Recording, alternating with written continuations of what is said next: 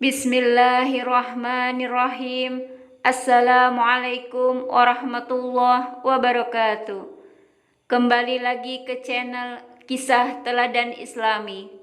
Kali ini kita akan berkisah tentang Al-Imam wa Al-Fam Al-Mudaqiq, Nawawi Al-Bantani. Syekh Muhammad Nawawi Al-Jawi Al-Bantani lahir di Tanara, Serang, 1230 Hijriah atau 1813 Masehi.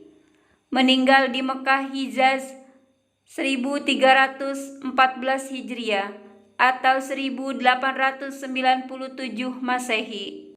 Adalah seorang ulama Indonesia bertaraf internasional yang menjadi Imam Masjidil Haram. Ia bergelar Al-Bantani karena berasal dari Banten, Indonesia. Ia adalah seorang ulama dan intelektual yang sangat produktif menulis kitab. Jumlah karyanya tidak kurang dari 115 kitab yang meliputi bidang ilmu fikih, tauhid, tasawuf, tafsir, dan hadis. Karena kemasyhurannya, Syekh Nawawi Al-Bantani kemudian dijuluki Sayyid Ulama Al-Hijaz, pemimpin ulama Hijaz, Al-Imam Al-Muhaqqiq wa Al-Fam Al-Mudaqiq, imam yang mumpuni ilmunya, Ayan Ulama Al-Qarn Al-Ram Asyar li Al-Hijrah, tokoh ulama abad ke-14 Hijriah, hingga Imam Ulama Al-Haramain, imam ulama dua kota suci. Syekh Nawawi lahir dalam tradisi keagamaan yang sangat kuat di Kampung Tanara, sebuah desa kecil di Kecamatan Tirtayasa, Kabupaten Serang, Banten.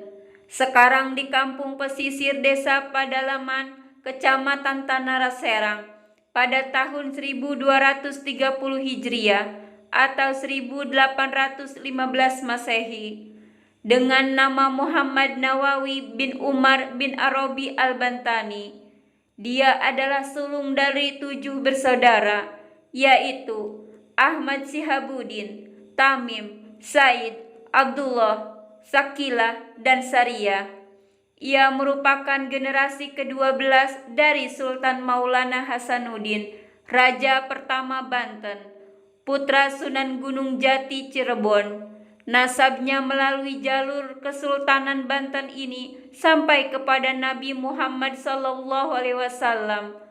Ayah Syekh Nawawi ini merupakan seorang ulama lokal di Banten, Syekh Umar bin Arabi Al-Bantani, sedangkan ibunya bernama Zubaidah, seorang ibu rumah tangga biasa.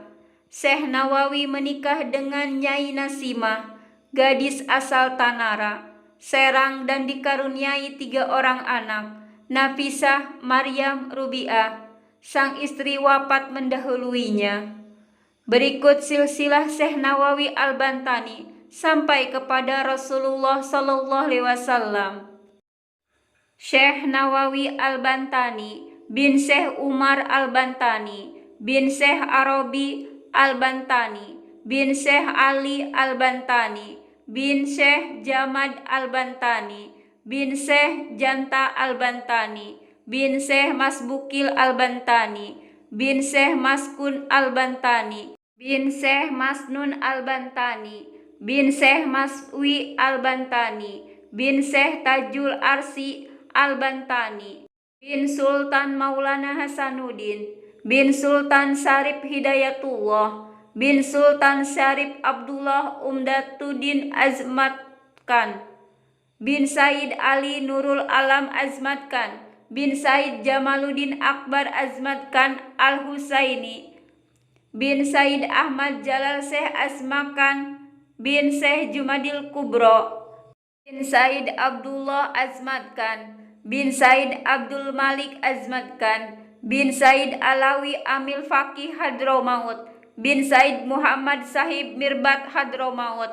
bin Said Ali Khali Kasam bin Said Alawi Asani bin Said Muhammad Sahibus Sami'ah bin Said Alawi Awal bin Syahid Al-Imam Ubaidillah bin Said Ahmad Al-Muhazir, bin Said Isa Nakib Ar-Rumi, bin Said Muhammad An-Nakib, bin Said Al-Imam Ali Uradi, bin Said Jafar As-Sadiq, bin Saidina Muhammad Al-Bakir, bin Said Ali Zainal Abidin, bin Said Husain, bin Said Ali bin Abi Thalib, dan Sayyidah Fatimah Az-Zahra binti Sayyidina Muhammad sallallahu alaihi wasallam.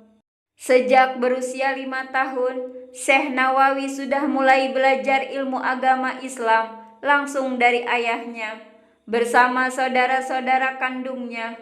Syekh Nawawi mempelajari tentang pengetahuan dasar, bahasa Arab, fikih, tauhid, Al-Quran, dan tafsir.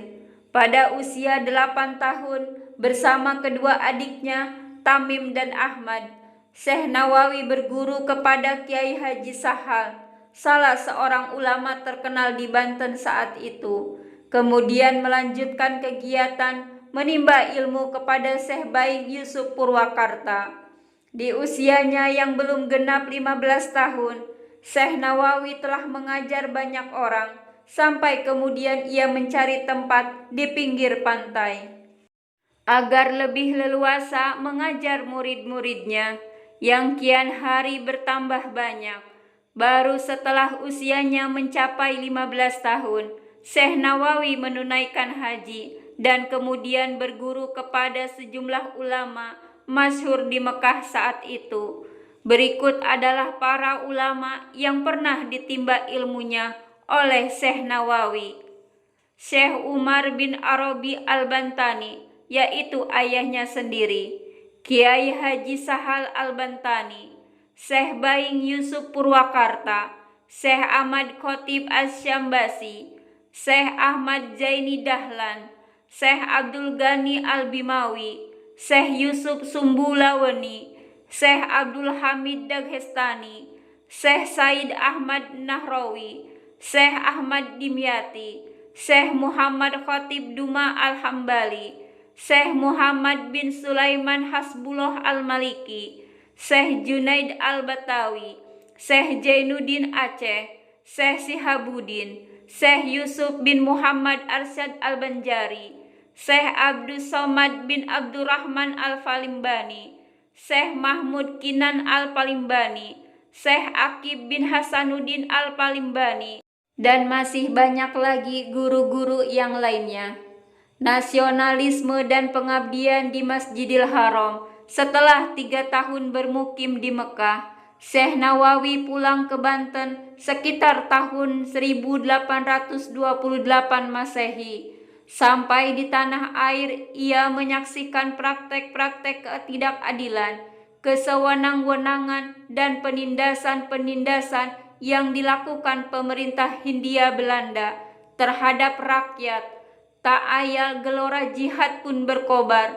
Sebagai intelektual yang memiliki komitmen tinggi terhadap prinsip-prinsip keadilan dan kebenaran, Syekh Nawawi kemudian berdakwah keliling Banten, mengobarkan perlawanan terhadap penjajah sampai pemerintahan Belanda membatasi gerak-geriknya, seperti dilarang berkhutbah di masjid-masjid. Bahkan belakangan dia dituduh sebagai pengikut Pangeran Diponegoro yang ketika itu sedang mengobarkan perlawanan terhadap penjajah Belanda. Pada tahun 1825 sampai 1830 Masehi, hingga akhirnya ia kembali ke Mekah setelah ada tekanan pengusiran dari Belanda. Tepat ketika puncak terjadinya perlawanan Pangeran Diponegoro pada tahun 1830. Cerita bersambung. Tunggu kisah selanjutnya. Wallahu a'lam bishawab.